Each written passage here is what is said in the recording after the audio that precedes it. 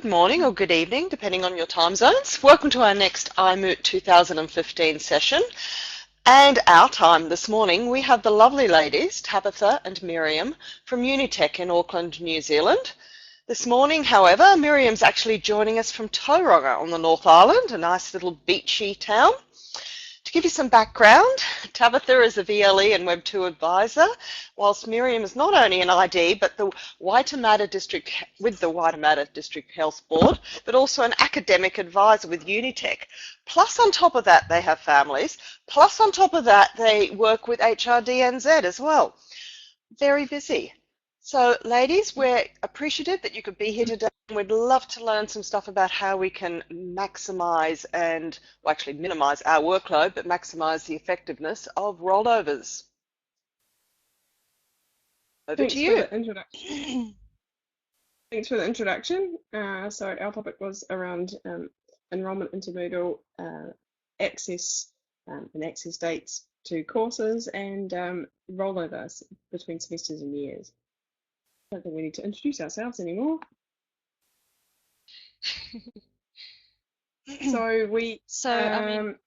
Yeah. Do this a lot. Things is that we've been looking into this because how students get access to courses and how courses are reused or recycled or whatever. It's always been something that has never quite worked as well as it should, and so we're looking at alternatives, and we're looking at the requirements of an institution the size of Unitec, and we've struggled to find solutions across the whole board, and so what we're actually doing now is we have a solution which we will describe, but we maintain an exception list that is ever growing, because that solution only works for some of the courses, not all of them. And initial conversations with other institutes suggest that the perfect solutions are yet to be established. Yeah, so Unitec is New Zealand based but with partnerships internationally. I have around 10,000 students for the main semesters, so we look at around 25,000 a year, and then with 1,800 courses that are live on the Moodle site. There's another 1,000 unlive courses, and 1,100 staff. So it's pretty diverse, with huge variety in programs, but also in the way they deliver programs. So some courses are delivered highly blended with a lot of online components, and some there's a few that are delivered entirely online. There are quite a lot that run in blocks. So a student group might come for a week and be on site for a week, and then not be back on site on a campus for another 3 months before they come back for another week, for example. So we have been encountering problems there where the students are enrolled into a student management system and enrolled only for the dates that they're on campus due to finances and the way other things work and the way education works in New Zealand. So we're trying to resolve some of those issues. We have had a look at what other people are doing. We've had a look at the Moodle docs and found that there is some documentation around year-end procedures, rolling over courses, and keeping backups and things like that.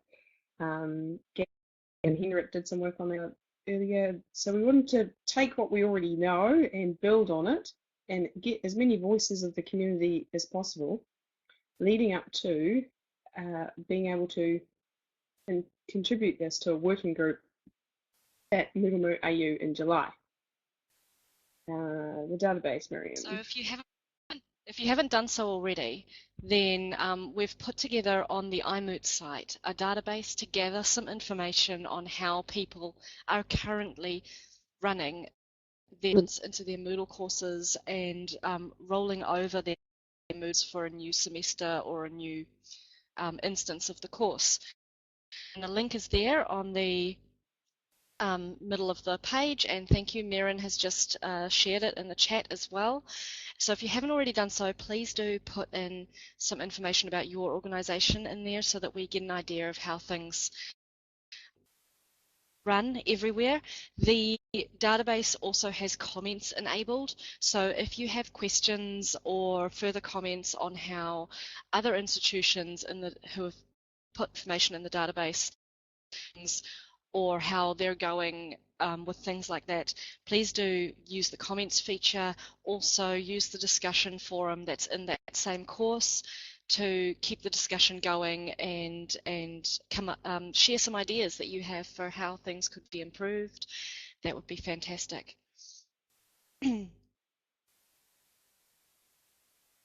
So yep, the database. We've also got the forum in the course, so do also contribute there. We have pasted the chat from yesterday's session. Yesterday? Still today for some people. The previous session. And we really just want to try and get as many people the support that they need as possible. Problem shared is a problem halved. We'd like to gather some ideas for future development. There may be things that can be done in the code that help, but there also might be an outcome might be that we can have a sort of checklist of things to ask your organisation so that you get the right questions up early before you run into enrolment problems or access problems. A little bit of a toolkit to help people through all those decisions. And this should hopefully give some context for the working party at Moodlemoot. Yeah. So the history at Unitec is that we used to use Blackboard, a management system, and in that system, the teachers were actually responsible for enrolling and unenrolling their students into their courses using a drop-down list where they could pick which students from which course, which group of students were then enrolled, and then at the end of the course, they then had to remove those from the course. You can imagine that this was a tricky process and resulted in a lot of phone calls at the start and end of every semester when teachers were needing assistance in how to do that. They couldn't remember how to do it. And we have a very small support team for the large teachers that we have at the institute. It just wasn't a viable solution long term. To put some when we context moved over around to that, Moodle, there was 1.5 people answering the phone, and in the orientation week there were 800 calls for the 1,800 courses. 800 calls. It's one and a half person, a little bit of an overload, doesn't answer those calls. We weren't meeting the needs of the institute. Yeah. Sorry, Mary. And so, no, that's fine. Thank you. So when we moved over, there was a Moodle 1.9, and in 2011, we transitioned from Blackboard over to Moodle 1.9 as our main learning management system, our only learning management system. We were able to start automating the process of enrolment from our student management system, Soft, into Moodle via a script Yonglu had written. And what this did is it took the best case scenario, or the most common scenario, where a course runs in semester 1 and then a course runs in semester 2 and with a new lot of students, and there's a 3-week gap in between. So what this script did is it took the start date in PeopleSoft and enrolled the student corresponding Moodle course, which had the PeopleSoft code in it, 1 week before that start date. And then the end date in PeopleSoft, it would leave the students in Moodle for a further 2 weeks after that date and then unenroll them, ready to enroll the next lot of students for the next semester. As you can imagine, this only works for those courses that have a start and end date that corresponds to when the students are actually studying. So not the block courses, and it doesn't take into account people who need extensions on their last assignment, late submissions and things, and so the exception list is insanely huge.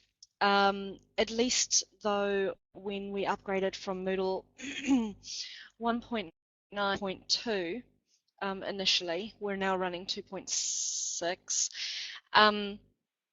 We were able to have multiple enrolment methods in a course, because previously if you had one enrolment method in 1.9 you couldn't have methods as well, which allowed for people to be a little bit more flexible, but we still have that issue where if a student isn't connected to a live course in Moodle via PeopleSoft, their account is actually deactivated. It's suspended. Thank you. Suspended. And so they can't actually log in. So if their teacher has decided that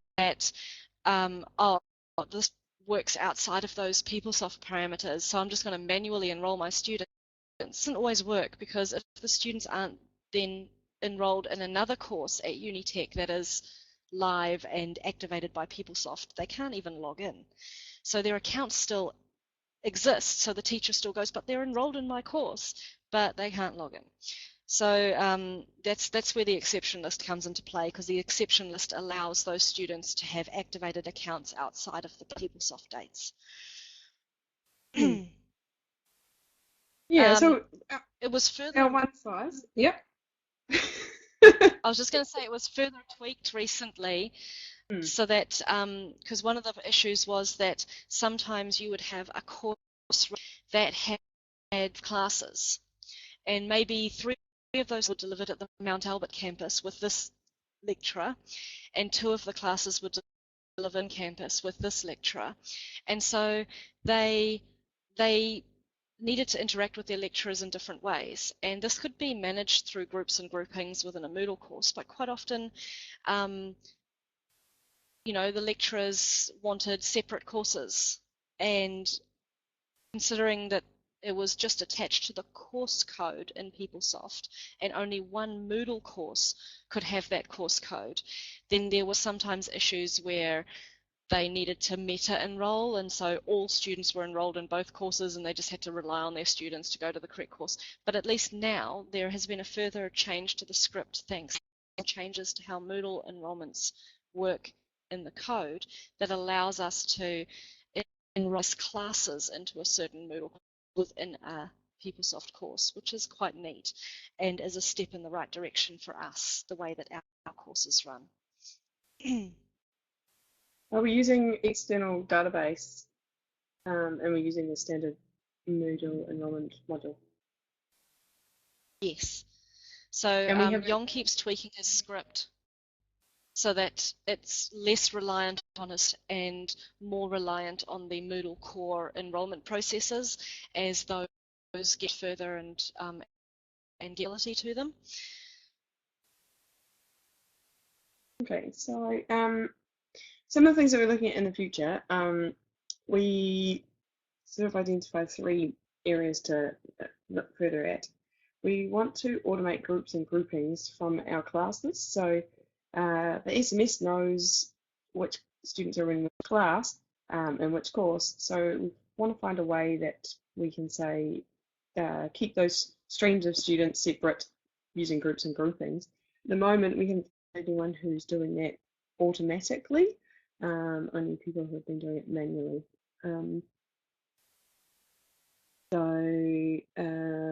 Access to previous learning artifacts. That was around, at the moment, once a course gets to the course end date, the students get 2 more weeks of access to that course. The teachers have 2 weeks to mark, and then all the students disappear. So they're no longer able to see the learning artifacts that they've created in their course. They can't get access to their assignments.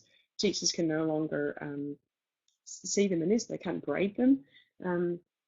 So you've got all sorts of reasons that you'd want access there. We've been encouraging teachers to look at reflective practice, and we're trying to get the students to create things that they can use later in their study, yet we're taking away their access to that. For example, if students are building a glossary of terms in their first year of a 3-year course, get to second year and they can't see that glossary anymore. So we're trying to find ways to allow them to keep access. A lot of the people that we've spoken to are duplicating courses every semester or every year, depending on how they run. And then teachers are either getting a duplicate with all of the material in it, or they're being asked to import what they want to the copy. Seeing problems with storage and confusion, teachers being issues there, so we're not sure about that yet, but we're looking at it. What else we got? Yeah, there's generally the management of access to duplicate courses sounds horrific, nightmare. Yeah. And then we've Especially got on this. the scale of something like Unitec. Yeah. And then getting rid of our exception list. Our list grows and grows and grows and grows. At the moment, we have one whole department and all the programs in it on the exception list.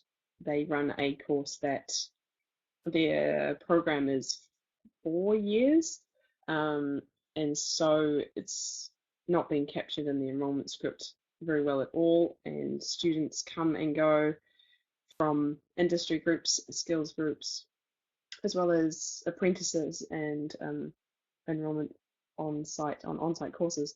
So you have so many different ways that students access, so many different ways they're enrolled into our student management system, that we've ended up putting the entire programs of this whole discipline into the exception list. So yeah, So one of the we are things looking. Yep. one of the things that we're talking about and looking into is getting and we've been for a while and keep getting told no, but we keep persevering, is getting a extra field put into PeopleSoft that would then allow programs and departments to set part of their official course start and end dates in PeopleSoft, which are linked to funding and that for students, set a date that is the LMS start and end date, which then we would point to enrolments at instead course and end dates. This would eliminate the need for maintaining an exception list ourselves, because departments and programs could then say, this is when we want our students enrolled in the course on Moodle, and this is when they need to lose access to the Moodle course. And they would self-manage this, but with its own set of potential where we would then need to rely on departments and programs, their administrators, to add the correct dates themselves. We couldn't do it for them, as we have absolutely access to PeopleSoft. That's a system we don't have any visibility into. So yeah, it would mean that we wouldn't be able to support them with that process.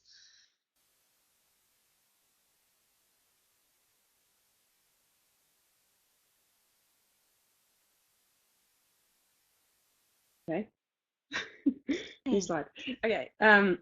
Yeah, so we have tried to think about what is informing our approach, so we don't leave out anything when we're looking at solutions. We try to always start with the pedagogy. What solution we promote? We want students to always come first, so making sure that we are doing it in our solution.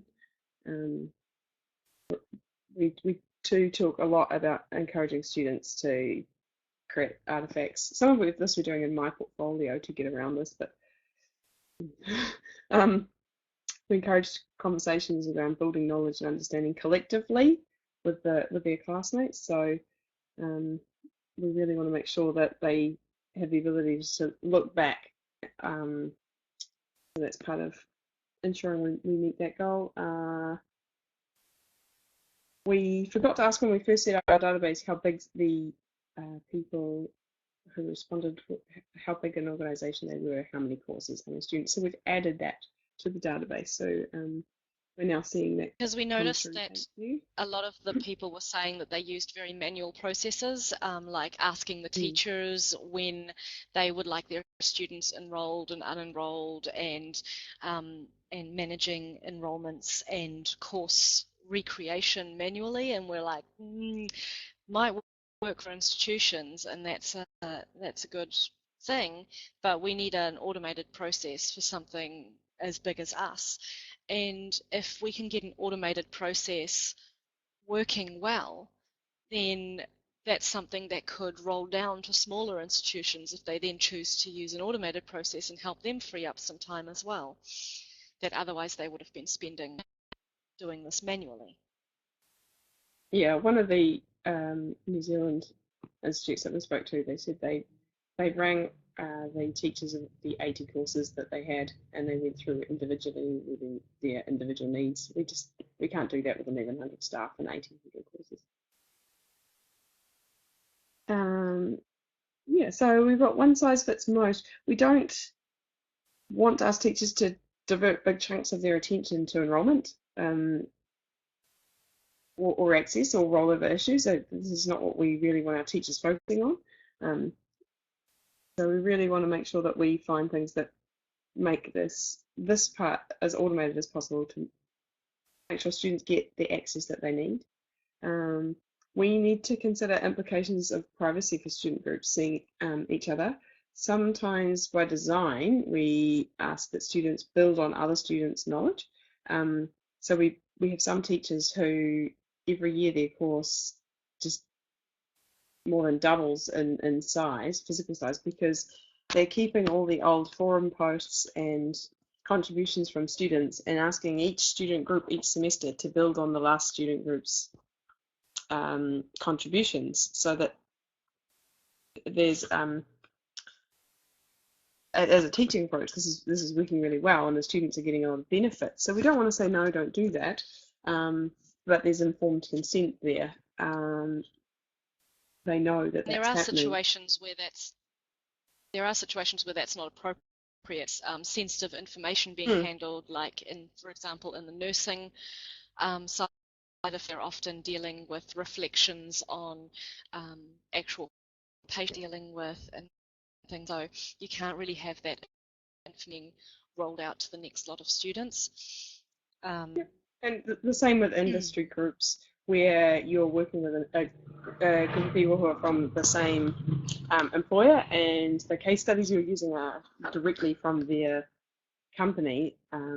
You can't share those outside of the student group because they're sensitive information to that company. So we do want to make sure we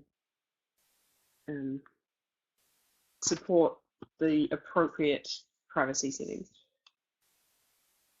And then there's the cost. So if you are rather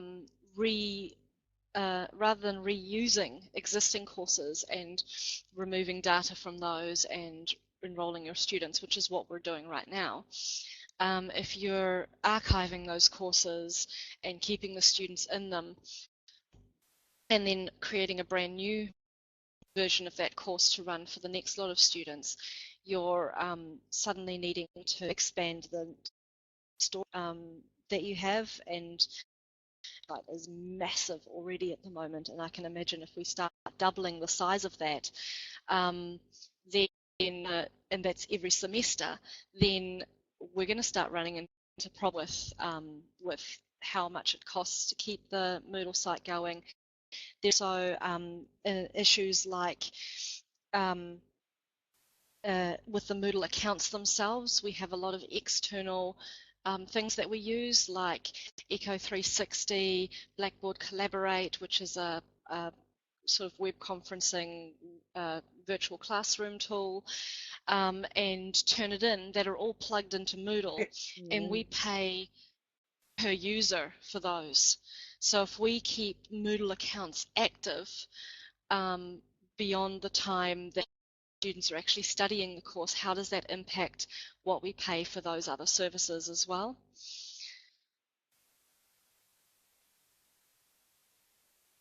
Yeah, so we asked ourselves loads of questions around, can you mix classes from previous years? What are the benefits, the risks? How do you manage privacy? How do we determine the past students in a course when you've got them all mixed together? As activities and resources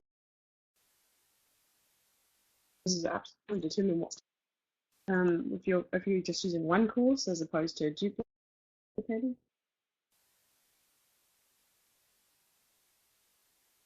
So we've points here. Sorry? Okay. These are some of our starting discussion points. So, so we looked at our current policy, which is to reuse Moodle courses, and that students have to be unenrolled and the course reset for a new lot of students, which is a process that teachers have to do if they want to reset forums and reset quizzes and that, or they have to go through and manually duplicate forums and duplicate quizzes for a new lot of, if they don't want to reset the data in those, but they want students to be able to access the new ones clean. And so one of the options suggested is to back up with user data and create a copy and an archive for the existing students and reset the original course for the new intake. And that would be the same as a new Moodle course for every time that particular course runs. This option would allow teachers to keep an archived course intact and edit the current course for any updates. However, it does require a lot more space due to multiple versions of a course site.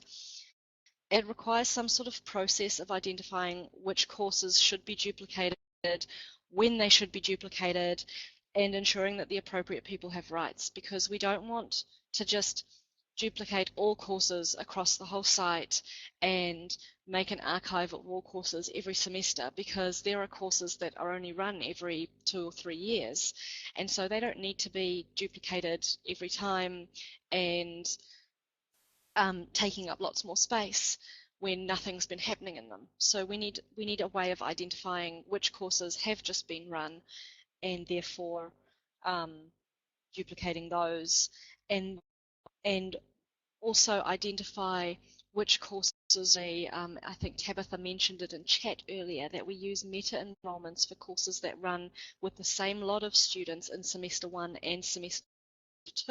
And the students technically get unenrolled and re-enrolled immediately between semesters, but they're two separate course codes, so they're like, CSTU 5810A and CSTU 5810B, but they're the same lot of students, and we don't want that to trigger an archive process between semesters, because then suddenly half their course is archived even though they're still working on it. So there are ways that courses run that it becomes messy very quickly. And then how do you automate the process whereby a course is completely recreated in its entirety?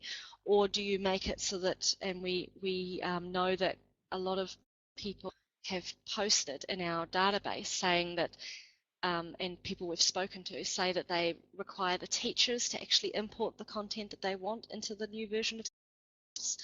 And so that's a massive workload for teachers, as well as, on, and that would be and that would transfer to a workload to us.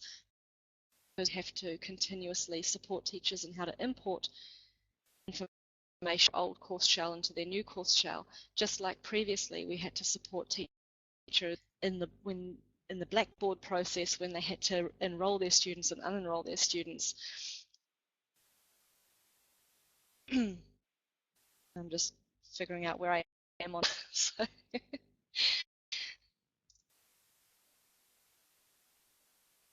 Sorry. No, that's fine. On the next slide? got talking and I forgot looking at my notes.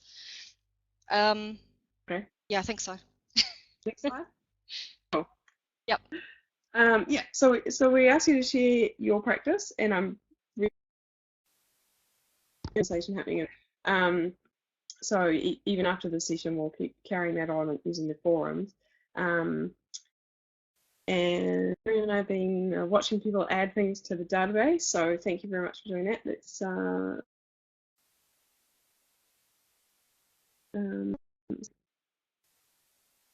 what we found is and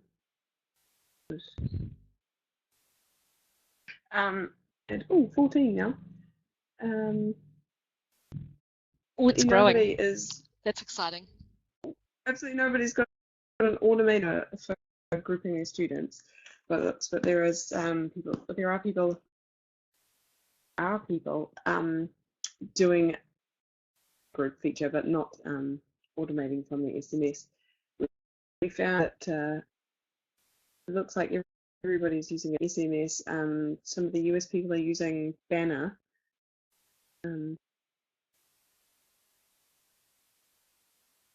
Quite a lot of people give access before date. Yeah, there's quite a lot of people who've said that's prior. And some are giving access post a student. Not everybody. It's a good mixture of results. Yeah. It'd be interesting to sit down later and have a look at if there's a trend in the results depending on size of institution as well.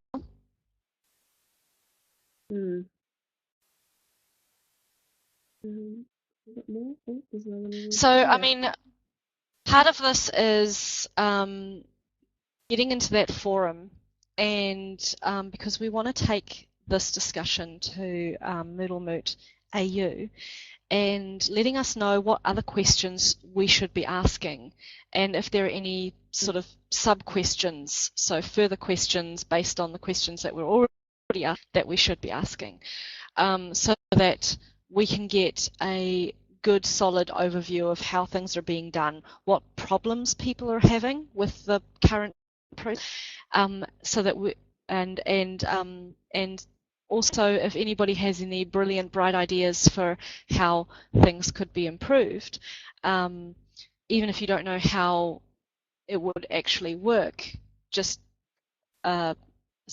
solution from ideas which are spawned from problems. So even if you only have problems, your problems. So this is the slide where we started talking about different institutions that we'd previously contacted. Yeah, so should I tell everyone under those? Yeah. So, yeah, okay. We only before the asked people in New Zealand, so across New Zealand, they're all in higher education. We have not asked any students. We've just asked. Here we go. The first one: blank course created every time a paper is offered with the year and the semester. And this semester file. Students and teachers are populated by CSV from the student management system. Import content they want to. The old course is left how it is, backed up and eventually archived. And they've created a role called Archive Teachers. The archives. The next one, So the next one, it's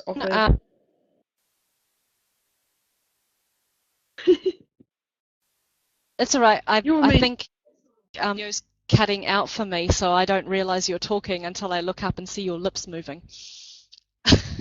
Okay. So the next one, they create blank courses every time a paper is offered. Again, they put their year in the name. They create it from CSV from their SMS. It's populated, and then the teacher gets the course when it's ready. The students remain in the courses indefinitely, removed from the system when they're inactive in any course for 6. So it looks like they get the teachers to copy material into the course each semester, many duplicates of the course.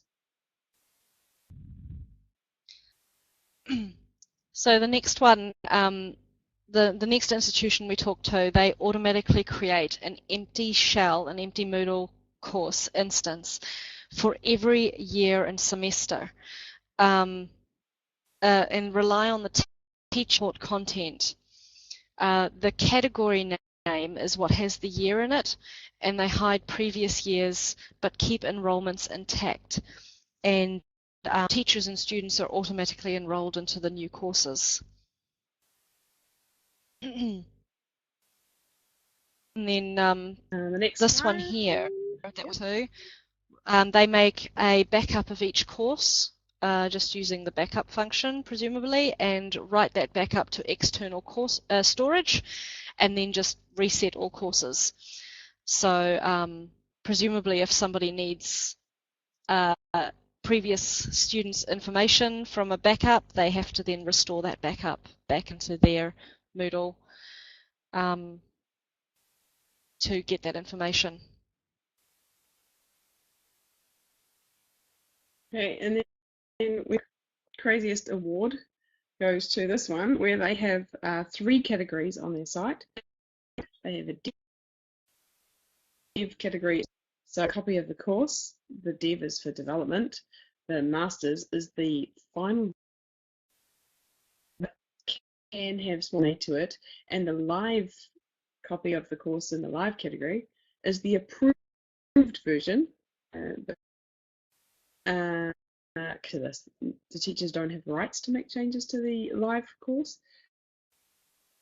Process that they change requests using a section of the master course. They fill in a form in there and it gets fixed.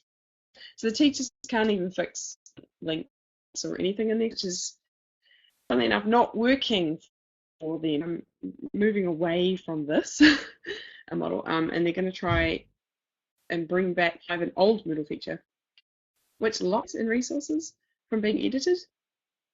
So that's a totally different approach.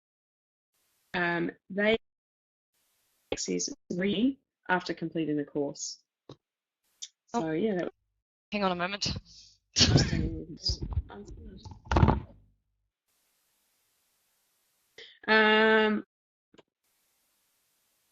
That was all of the ones that we talked to in New Zealand, bar one. There's one more that we'll tell you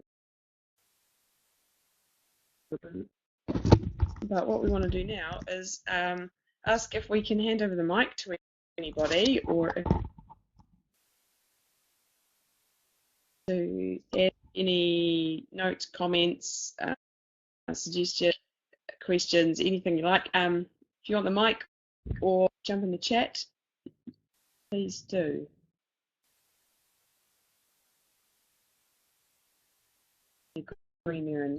Would you like me to attempt to write stuff on the whiteboard again?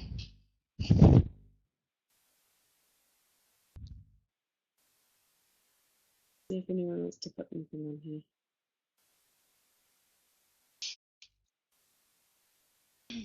Anyone want to chat? So it doesn't need to be long. It's just a couple of words about. Who was that? Hello. Lindy. Hi. I will if no one else is really burning to do it. We run 2 sites at ACN, so we've got 2 different sets of problems. the CPD side is currently our biggest challenge. So they self-authenticate, they sign up for their own Moodle account, they PayPal enroll into whatever CPD course they're interested in. We're just hitting the second year with running this site and have discovered students now want to enroll for their second go at the same CPD course. This causes problems with generating certificates that are valid for that year's worth of CPD. I don't think any of our educators were expecting that students would want to do the same CPD twice 2 years running. So we've got all of these CPD courses open and this looming wave of students who are going to try and come back through for a second go at it. I've got no solution for it at the moment. The PayPal enrolment method won't let them enroll twice. So we discovered this when a student tried to enroll a second time and went, oh, I'm getting this weird error. I just put them in manually until I could figure out what the error was. When I figured it out 3 days later, I went, oh, this is very bad. Eep.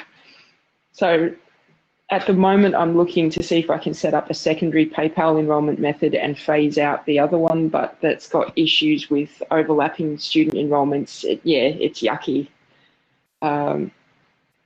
They unenroll them. The PayPal method unenrolls them after 120 days, Maren. They're only meant to have 3 month like a 3 month window that they can complete that CPD over. I think we may end up having to go for the any length of time. Tabitha, they're repeating because if I had to hazard a guess, because it's easy to repeat it, because our nurses need a set number of CPD hours per year. If they've already done this course and they already are familiar with the content in it, without kind of, I'm choosing my wording very carefully, they are more likely to get through that course easily. We have some concerns over this as well, so there needs to be some rethinking of the entire course content, but for the moment, we're trying to fix the more technical issue of, okay, how do we resolve access? So that's our CPD site. On our main sort of graduate certificate courses sites, we also run Cert 3, Cert 4 and diploma courses. Joshua, we probably will end up doing a new course every 6 months or so. I'm just trying to work out how to phase in and out with on rolling enrolments because they take care of themselves with it. So we would need to have one course still live while the other course is overlapping it, and I can just see students getting confused over which one to go into. We have very tech-challenged students at times. That feeling. Our other, yeah, that one's fun. Our other main site, we do CSV uploads of enrolments. At the moment, the biggest challenge there is students get their letter of confirmation with their access details and potentially have their access details before their account is created. So we get a lot of password reset queries because they haven't realized they don't actually have an account yet. In terms of managing the course sizes, I've put it in the database. We've got 3 course versions for any given course on our site at any time. So we run about 80 to 90 courses, and we have at least 3 versions of those in shell format at any time. The last one run, the current one, and the next one coming up. We're very, very grateful to Pukunui. They are indulging us as we exceed storage limits at the moment because they know we're trying to fix this problem. At the moment, I don't know how to fix that in a really permanent sense. We're just trying to work our way through it. So I'm really keen to be involved with this working group at Moodlemoot because it's certainly a problem that causes very real pain for us.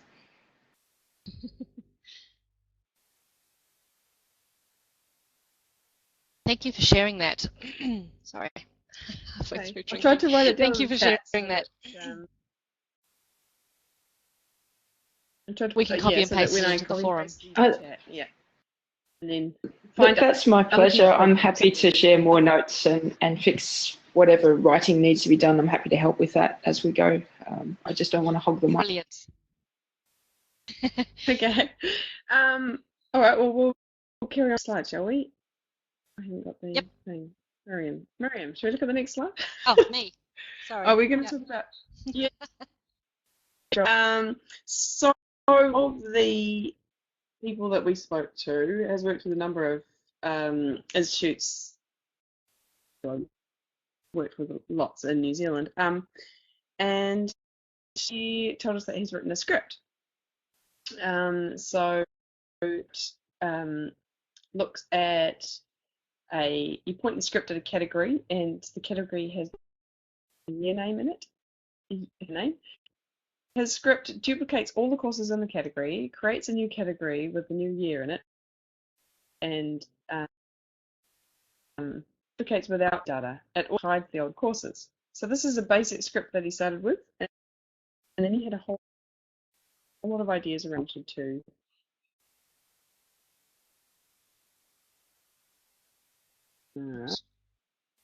Next slide. Up, I think.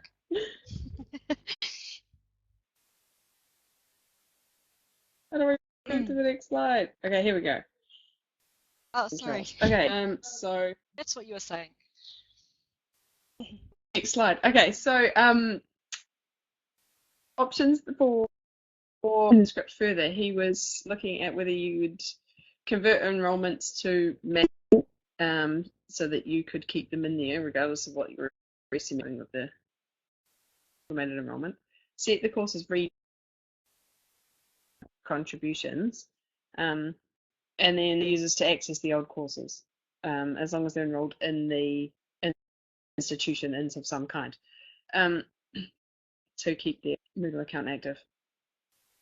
He discussed with reasons similar to what we've been talking about, they're using on previous years, so you need access to those old courses.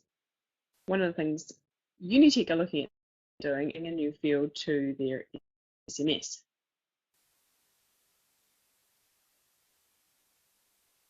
Yeah. And in fact, the note on that, we talked about the reason for that being the block courses, so that students could have access outside of those just block course times. So that would hopefully fix that. So we're on the next slide. Yeah. Sure. So we started drafting up some ideas for things that would work for larger institutions, that could then hopefully be scaled down to work for smaller institutions as well. Look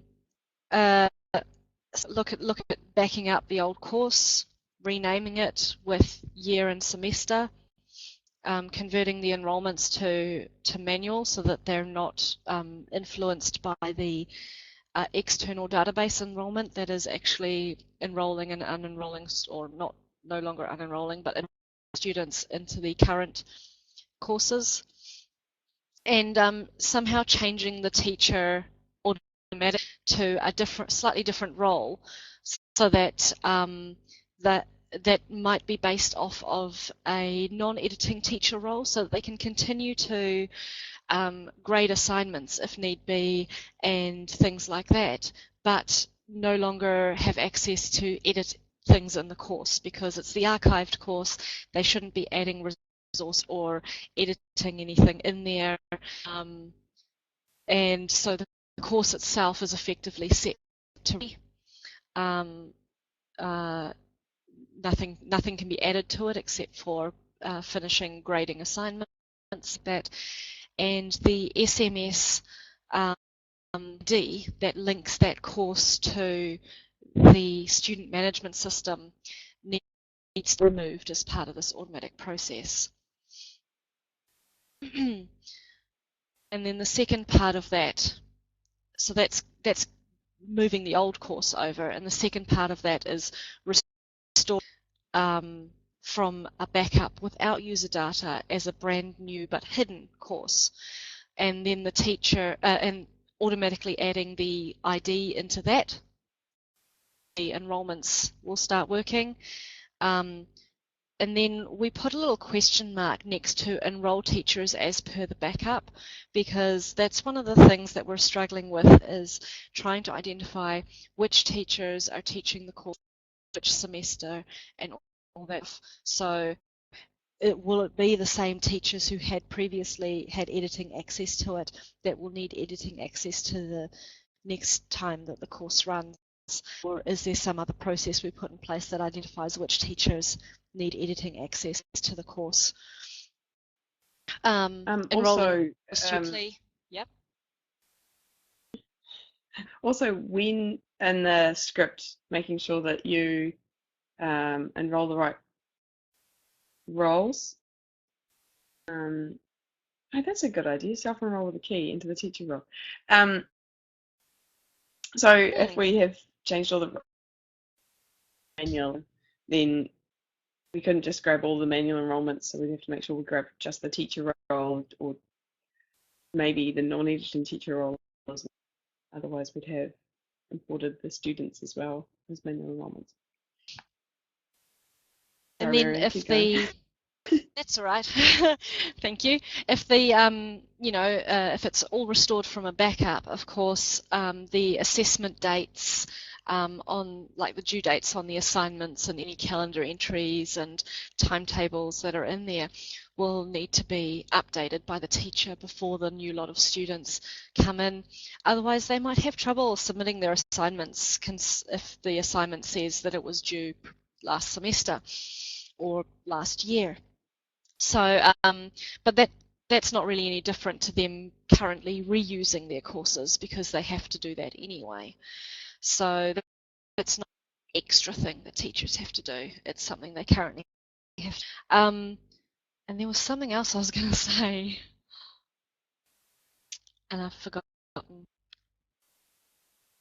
So we can probably carry on with the next slide.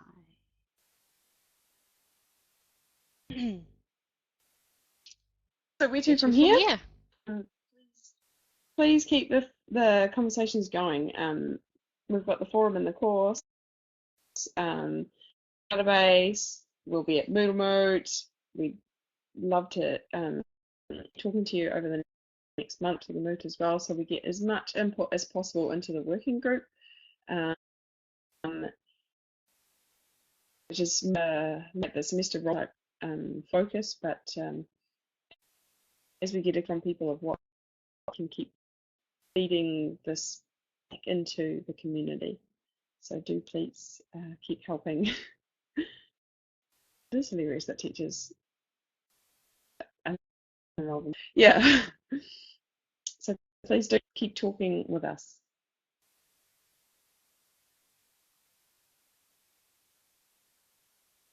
Yeah. I have seen teachers unenroll themselves. Folks. That is funny. Yeah. Does anyone want to add anything? Feel free to take the mic.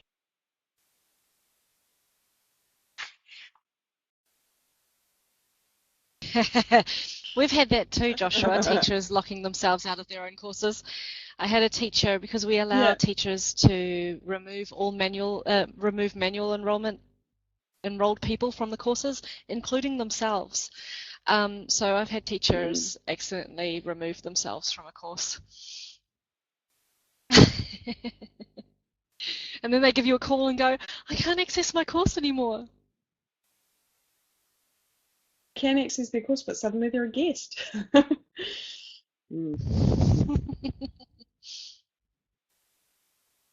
Or I've re-enrolled myself in my course, but now I don't have I don't have the editing button.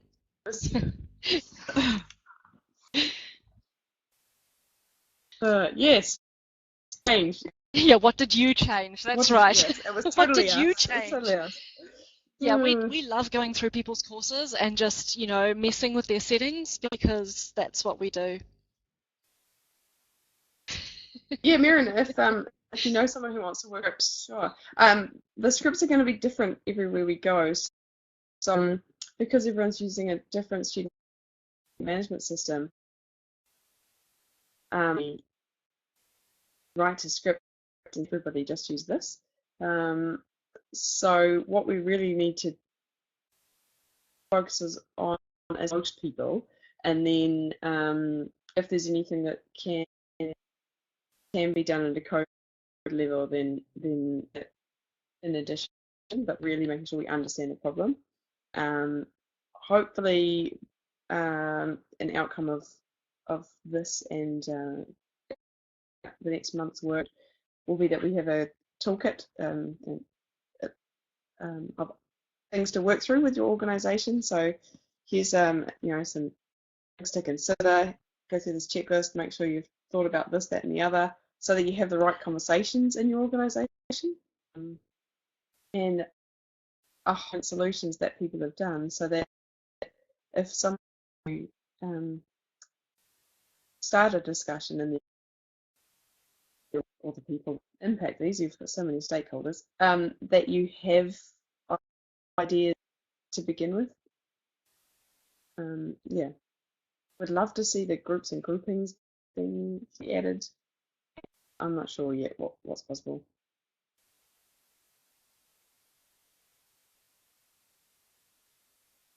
There and reading.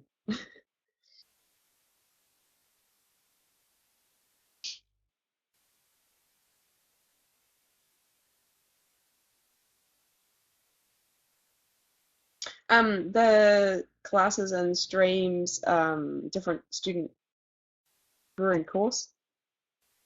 So it may even be that you could have a course about if you enrolled in 2014, you're this group, and if you enrolled in 2000, this group.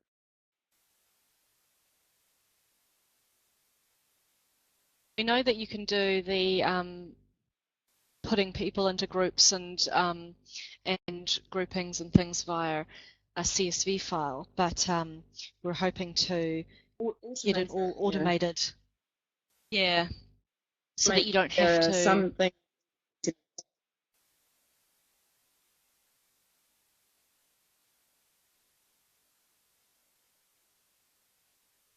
Yeah, that would be awesome.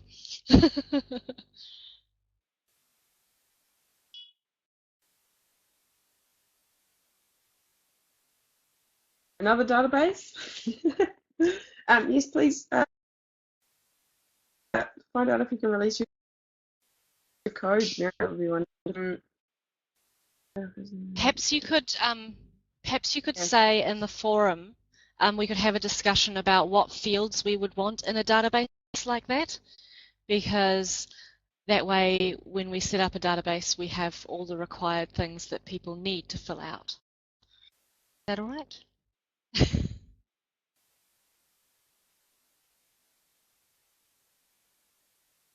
I did a wiki and then you could.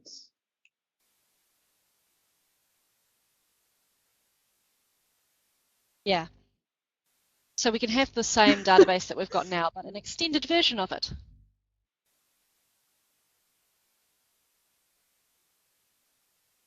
Yeah, flowchart. How do you think we can best do?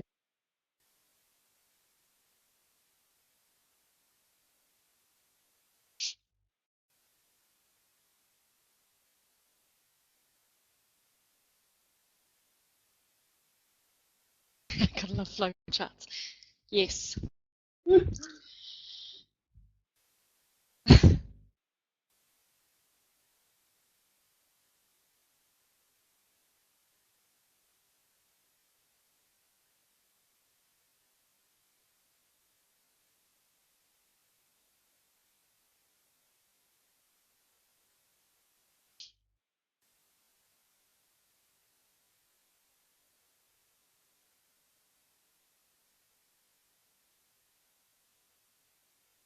I'm glad this conversation is going to be pasted into the forum later, because I think I need to read it again.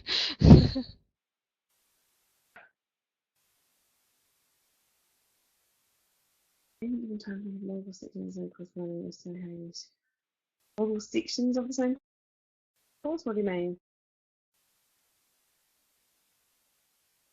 Neil, what do you mean multiple sections of the same course running?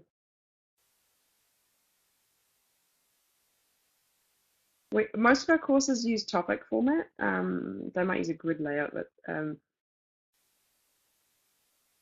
for any context, sometimes they're just awful. We do have some. Thanks. Some teachers tell us that they hide the topics, the that they're not using in their teachers. For example, our electric and high night classes, day on campus classes, and as industry classes, I think, in industry. Sorry, start again with.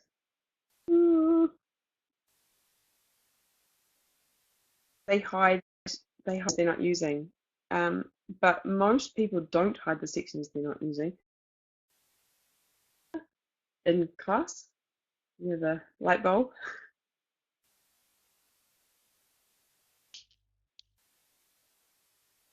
Where do you want me to start from? I think Miriam? our time's up.